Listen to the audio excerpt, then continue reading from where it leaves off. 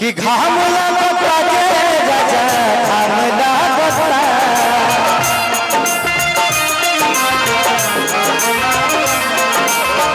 घाम लगता के राजा घाम लगता तू तो कहरा में करे राजा तू तो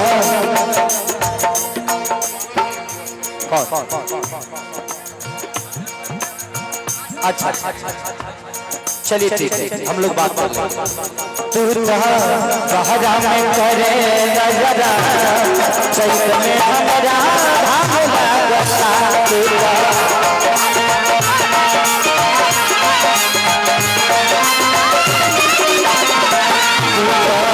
कहरा में करे नजरा चैत में हमरा धाम लगता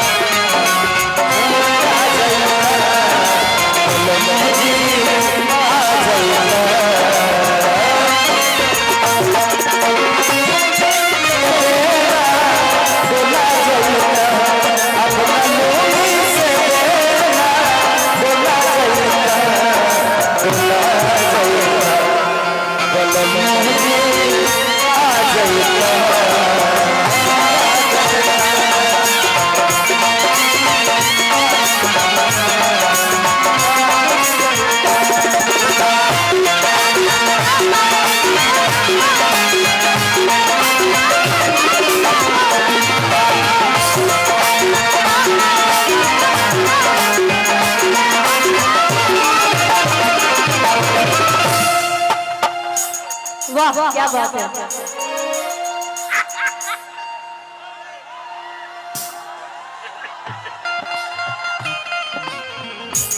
बाउंसर भाई तुम लोग भाई मेरे उधर खड़े रहो रे पागल, यहाँ खड़े रहोगे तो कोई ना कोई तो ही जाएगा।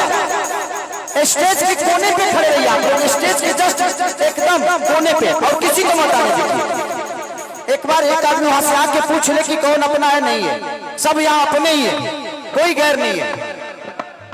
ये भी तो अपने ही है, इनको भी बोला लो स्टेज पे, यही दुश्मन हो सब भैया हमार।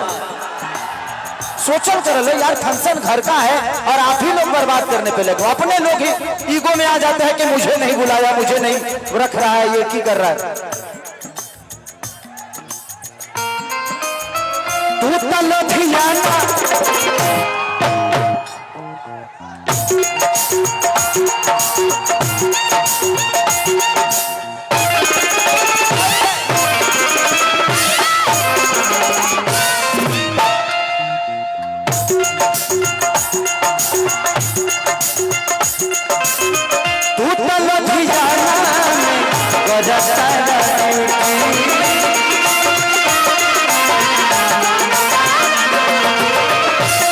बाबा हो मॉनिटर नहीं खे बजा, ये मॉनिटर नहीं बजा, इस मॉनिटर को देख लीजिए जहां विक्की बैठे हैं ना वहां। कि तू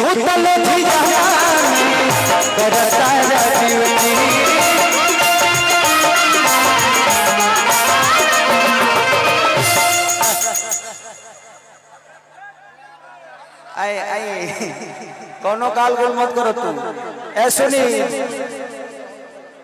सुने समझाए के कि पछुआ के हवा मोर बिगाड़ देता,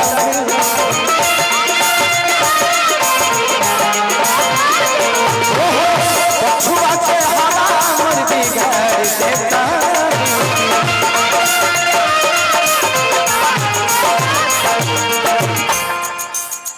घाम लगता के राजा घाम लगता,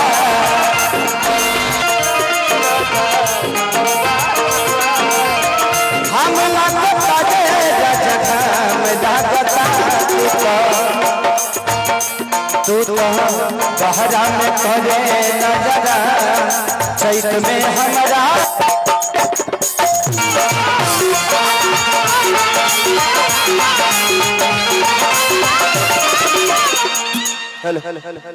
यहाँ से एक बाउंसर यहाँ चले जाए क्योंकि साउंड को प्रॉब्लम कर रहे हैं कुछ बच्चे। बाबू पीछे हो जाओ ना, लाइट का प्रॉब्लम देखो, लाइट आप लोगों की वजह से गड़बड़ हो गया। नहीं बात ना, आराम से आराम से किसी को मारना मत, बस प्यार से हटा दो। सब लोग भाई है, सब लोग अपने ही।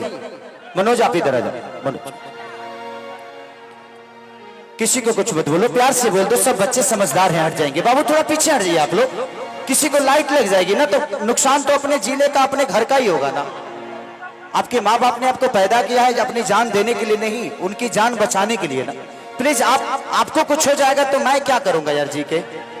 आप लोग मेरी जान हो।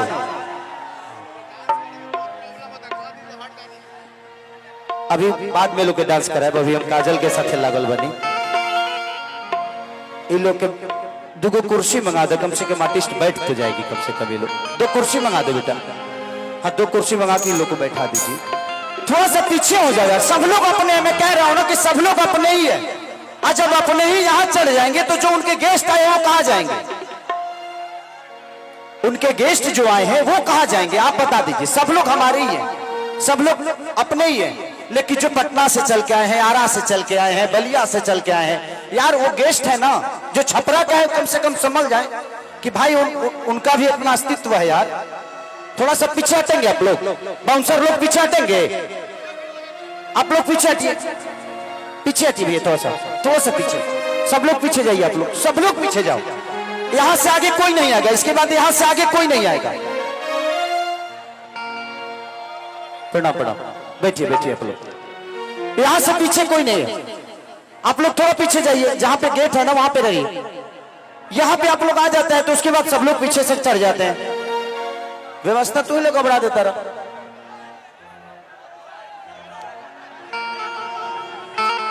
तो कुछ दिन खाती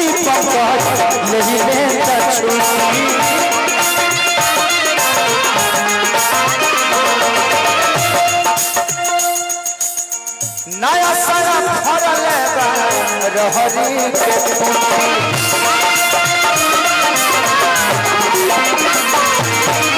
कुछ दिन खाती पंकज लहिले छुरी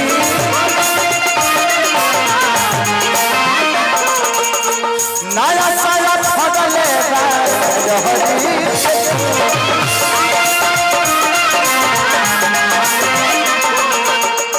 घाम लागता गे राजा, घाम लागता।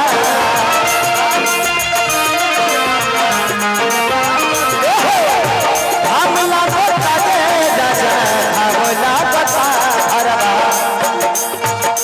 घरवा रही तो तकियई तो हम गया। घरवा रही तो तकियई तो हम गया। चैत में हमारा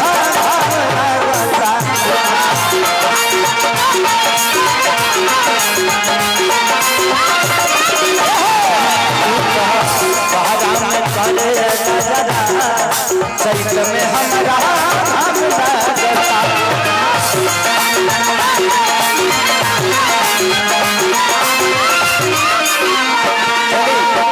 ये सुनील है, इसका भी एक कंपनी है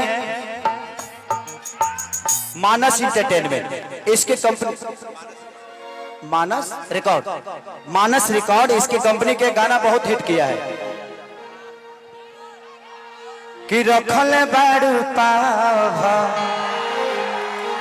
हिलवल बारू पावा। दूसर चीज हो गई। इस पे रिकॉर्डिंग कराएंगे हम सुनील आपसे। बबलू बाबा आज ही नाचेगा लड़का। अपना पटना में कंपटीशन है, बंटी जी जीतेंगे कि सुनील यादव जीतेगा? अरे पटना से बोल के आया है। पटना से भी आज 10 लाख रुपए लेके आया है। आज तुम्हारा सब बालू खत्म हो जाएगा। आई ओकरा से मत झुरा ना तो हमारा मुड़िए पे ट्रक बालू झील दी। हमार कमाई है लड़का लड़की औरतिया कहती है कि चल जाके बाड़ा सैया हमारा के ढील के।